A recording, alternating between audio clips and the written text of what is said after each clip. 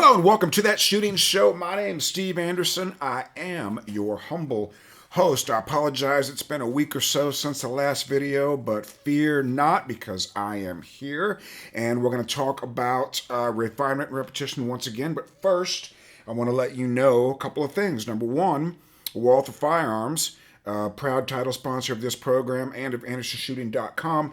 The Walther Steel Frame is the finest production type pistol ever made. And that's just all there is to it. Hunter's HD Gold is the only eyewear that I wear. I am unaware of any other eyewear that I ever wear. Let's see. CR Speed,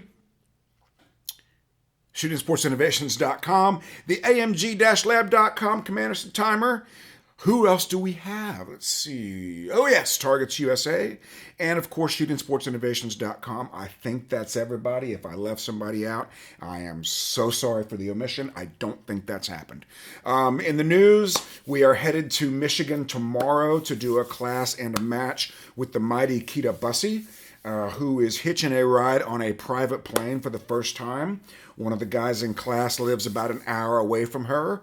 Flying a private plane to the class. Hey, how about if I just pick you up? So not only is she an international treasure, but now she is rock star royalty on a private plane. So we'll be doing that this weekend. I know it's late notice, but if you want to get in on that, it's the last class of the year with me and Peter together, and it's happening in Watertown Township, Franklin County, Michigan. And it's on the website, AndersonShooting.com. We just set up mental management for November, so that's live. I have classes in North Carolina, Georgia, Texas, and where else? North Carolina, Texas, Georgia. Oh, yeah, Washington State. And it is also time to start looking at 2026. Remember, the class organizer gets the class for free, and every class includes $200 in Hunter's HD Gold. It's so funny when the World Shoot results came in. Keita and I Bussey played Anderson Bussey World Shoot Bingo with shooters that we've worked with. I don't remember the exact total between the two of us. I know that I personally have five shooters in various top 10, top 5s, including one world champion, Joe Draghi for sure, and a bunch of podiums. So that's what, and she's got numerous ones as well. That's what we can do for you, right?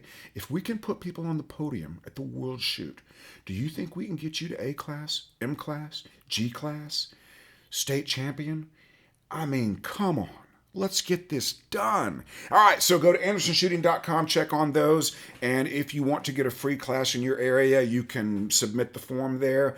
A better way is to email me at steve@AndersonShooting.com. So I wrote this book, Refinement and Repetition.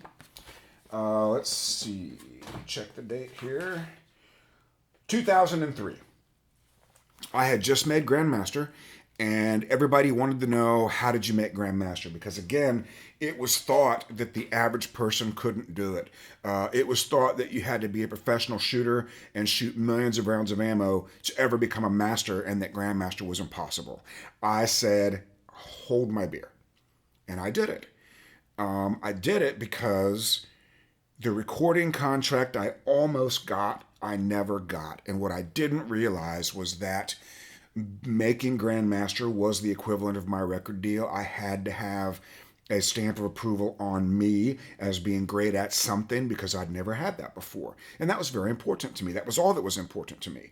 And as we discussed numerous times, the classifiers at that time were mostly stand and shoot. Okay, fine. If you're more interested in match performance, and or you don't care so much about your classification, and or you understand that a lot of the new classifiers have a lot more movement, which I fully support. I think they should be 75% moving, if not more. I don't think the classifier system is really broken. I think it works fine. All we needed was more classifiers with movement. That's all we needed. So here's how to do it. Okay. So drill 1 is a draw to an acceptable sight picture at about 7 yards. Okay, 7 yards is the distance in the book.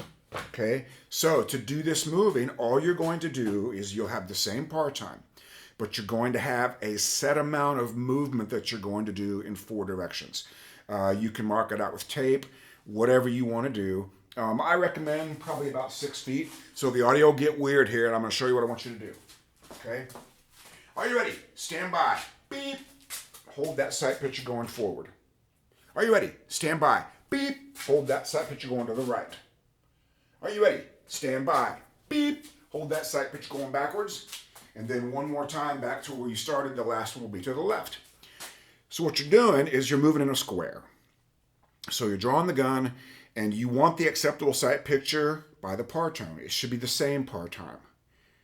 And then you're just going to keep moving forward until you run out of distance, holding that acceptable sight picture. You're not going to pull the trigger. You're going to be holding that acceptable sight picture. So what I need you to do is move at such a speed and in such a way that you can hold that acceptable sight picture. And for a full-size target at about 7 yards, you can be moving fairly aggressively. You can't be running, but you can be moving fairly aggressively. And if the sights are loose, you got to calm your caboose. The mistake people make when shooting while moving is they choose a movement speed that disrespects the sight picture. They decide, oh, this is how fast I want to be moving or how fast I should be moving. That's what I'm going to do. And then they get the gun out and the dots all over the place. But they don't do anything about it. They don't calm their body down. They don't slow their body down. They don't even pause for just a brief moment to break that shot. And so they get a bad shot. And the conclusion that they come to is, I can't shoot well while moving. That's the incorrect conclusion. The correct conclusion is, I cannot shoot accurately while moving at that speed of movement. So you find a speed of movement that calms the sight down. And yes, there are technical things you can do. You for sure want to have your knees bent. You for sure want to be rolling gently from heel to toe. When you're going backwards, you might try getting a little pigeon-toed. If you get a little bit pigeon-toed, it calms down some of that vertical movement because you can't slam your heel down. See, the problem with backing up is when you back up and you slam your heel down, that's what disrupts the body. And if you get a little bit pigeon-toed, pointing your toes in, not a lot, but a little, you'll find that calms down that up and down motion of the gun. It will introduce a little bit of side to side, but it will greatly calm down the up and down. Okay? Number 2 is the exact same thing. Do it in a square. The distance in the book is 10 yards. You may not be able to move quite as aggressively at a 10-yard sight picture. Okay, and again, draw it, start your movement, use the par tone for the acceptable sight picture, should be the same as your standing draw, and then move for the rest of your square, holding that acceptable sight picture. Then go to the right roughly 6 feet, then go backwards roughly 6 feet, and then come back to the left. Okay, that's how you do that. 10-yard surrender index is exactly the same. You're just going to start with your wrist above shoulders. Turn and draw is interesting. Turn and draw just means I'm going to turn and draw and then move 6 feet forward. It would simulate a turn and draw field course. And we do have those. You may have a 180 concern. It's actually quite interesting to do a turn and draw and then begin moving to the right. That's kind of cool. And then you may have a turn and draw where you move to the left. Okay? You may never do it, or you might do it. Okay? So that's how to do that one. It'll be the same. Okay? Strong hand index. It's up to you whether you want to dry fire strong hand only while you're moving forward. I mean, we saw it at the World Shoot. I don't know how often you're going to have an opportunity to shoot moving one-handed. I don't think there's any downside to doing the drill. I just don't know if you're ever going to get to use it. Now, I will say that if you move one-handed while you're moving, if you hold an acceptable sight picture while you're moving one-handed, I promise you that's going to have a very positive impact on your standing still. Support hand only, same exact thing, up to you. All you're going to do is draw, get that acceptable sight picture on a par time, and then move your prescribed distance, roughly 6 feet in all 4 directions. Burkett reloads, you're just going to do them while you're moving. Same thing. Remember, the Burkett reload starts with an empty gun on target and you're just going to come to that point of no return while you're moving forward, right, backwards, and left, right back where you started. Okay, surrender six, the 6 reload 6 drills, you can do them 2 ways. And you should do them 2 ways. Okay? The first way would be to have your 6 feet of movement done during the reload with no shooting while moving. That would be the first way to do it. So that's simply going to be 6 reload 6, move forward your 6 feet while you're reloading, and then do your last 6 shots after you've reloaded, shooting static. Okay? The second way to do it would be to do the whole thing while moving. And I need to tell you something very, very important. There is no speed mode in shooting while moving.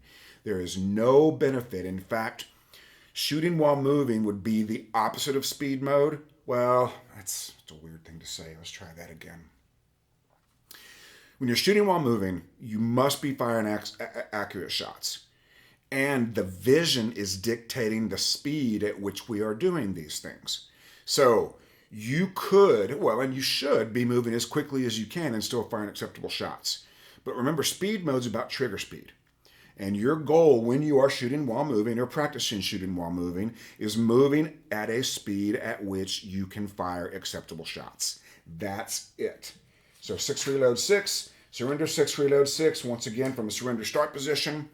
The first way to do it is to fire your 6 shots, move your 6 feet while you're reloading, get to your new position, fire your last 6 shots. The other way to do it is to be moving the entire time. Okay? Next is El Prez. It's just a turn and draw, and then you go about your business. So, again, the first way, turn and draw, shoot your 6, do your movement during the reload, and then shoot your last 6 shots when you get. Sorry, I had a thought jump into my head there about all of this, trying to picture it. Again, doing the El Prez in every direction is interesting. Doing a turn and draw and then moving immediately to the left. Just watch the 180 when you do that. May or may not apply. I've done it. I think it's fun. I don't think there's a downside. I don't know how often you're going to get to do it. Okay? That's totally up to you. All right, so that's how to do the El Prez. And then 6 reload strong, 6 reload weak. I do think there's value in doing 6 shots, reloading and switching hands, and then doing 6 shots from the new position. You may or may not ever have to do it, but it's a great skill to have regardless. And again, I don't know if you want to do any actual shooting while moving one-handed. There's not a downside. I just don't know if you're ever really going to need that skill very often or ever. Okay, so that is how to use refinement and repetition as a while moving, and you can treat the whole book like that. Literally all you have to do is add 2 words and a comma to every drill. While moving, comma. Just remember, if you're looking to be shooting while moving, you must find a speed of movement that respects the sight picture. If the dot is loose, you got to calm your caboose. Bend the knees, be smoother, and or slow the body down to support that sight picture.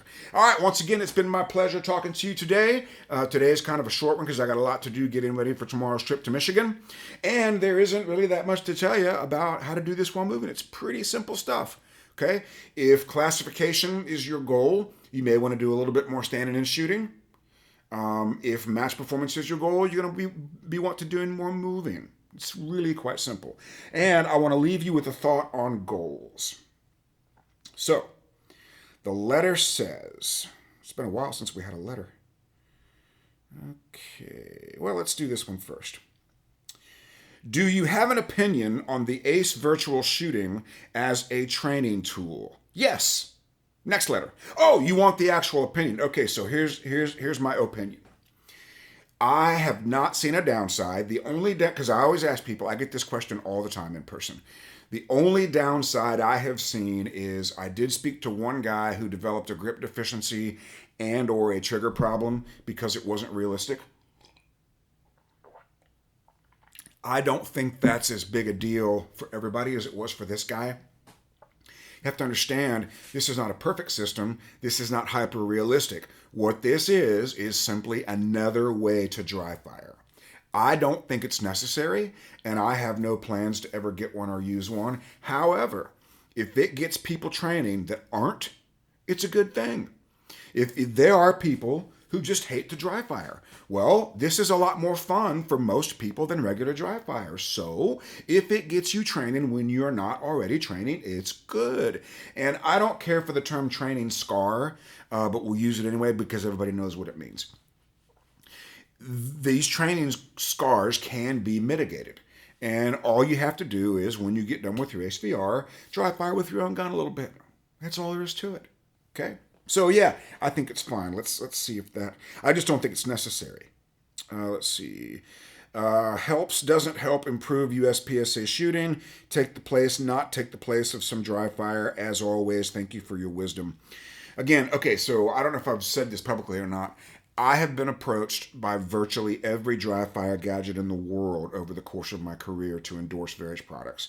As you can plainly see, I have turned them all down, because there is not one that is good enough, necessary enough for me to put my name on. Okay? The only one I would endorse is Dry Fire King. I reached out to Dry Fire King. I said, hey, love your product. Would love to be associated with it. He goes, I'm a big fan. I have my book on your desk, but we don't have any money, so thanks, but no thanks. So I was like, wow. Okay. Dry Fire King, I think, is literally one guy who lives in Finland or something doing this pretty much all by himself.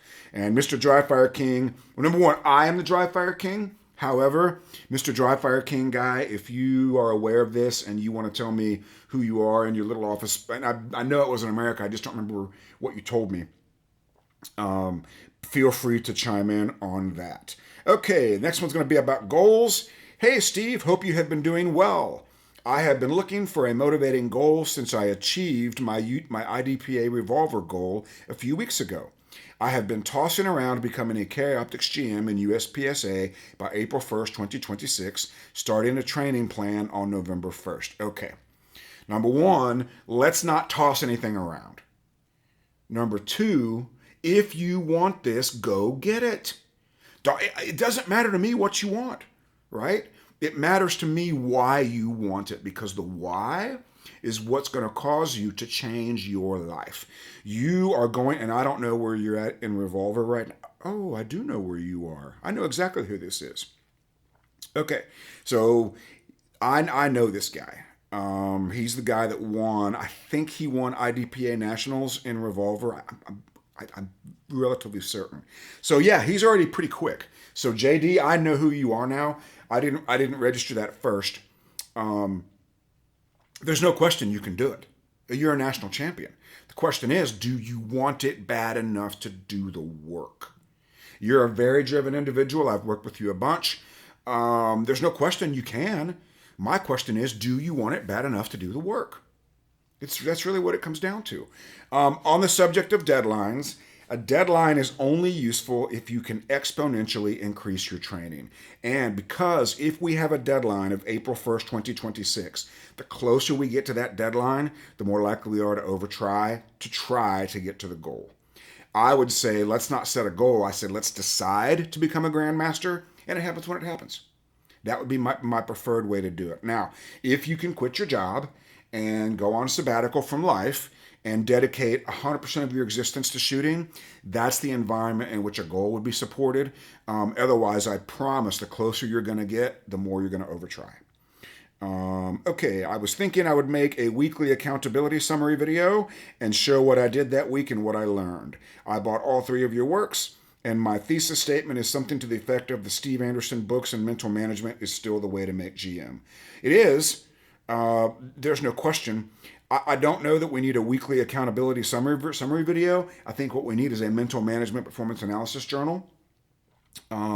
He says, I've never shot carry optics in USPSA, and it's the most competitive division in the sport right now, making this division the best one for this experiment. It is also the total opposite of Revolver. That should give me some additional street cred. Any thoughts or suggestions? All right, so human beings will only change their behavior in the presence of pay value, and I'll prove it to you.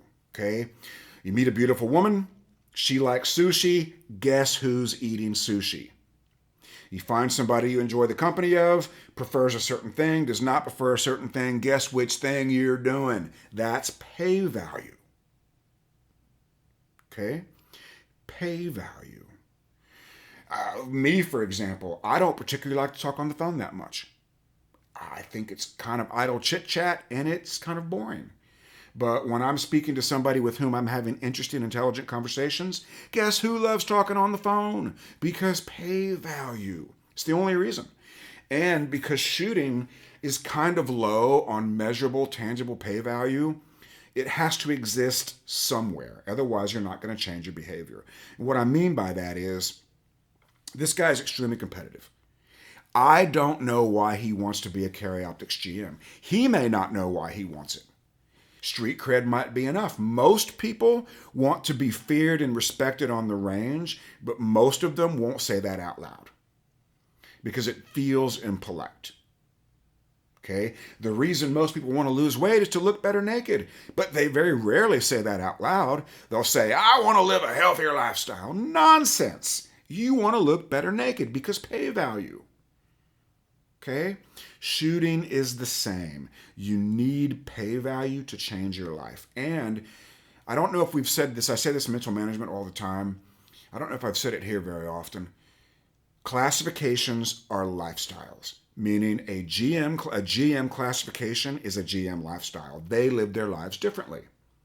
A national champion is a national champion lifestyle. They live their lives differently. If you look at how Christian Seiler spends his time, and how a C-class shooter spends their time, it is not the same. It has not been the same, maybe ever. You just need to want this bad enough, and it doesn't matter why, that reason belongs to you. You need to want this bad enough to change how you spend your time. That's all there is to it. It's going to take, so the road to Grandmaster is not weeks, months, or years, it's hours. And those hours can be accumulated as quickly as your lifestyle allows. It's going to be largely dry fire. It's so easy to get to GM. Well, I don't know if it's easy. I'll say simple for sure. It's very simple to get to GM using mostly dry fire. I did it. Others have done it. This book has produced hundreds of Grandmasters. Hundreds. Countless A-class shooters. An undeterminable amount of classification bumps. And who knows how many champions. Like this is the deal here, guys. This is what you need to be doing. This works. Sure, the Ace VR is useful because it makes it more interesting. I get it. It's not necessary. What you need is your gun, your timer, and a desire to improve. That's it. The other thing you need to do is go to andersonshooting.com, check out the classes, check out the November Mental Management, and let me know where you want to see me in 2026 because I cannot wait. Until we meet again on the range, on the Zoom, or anywhere else at all, be like me, do what I do, say it with me. 1, 2, 3. Love you, bye, and get to work.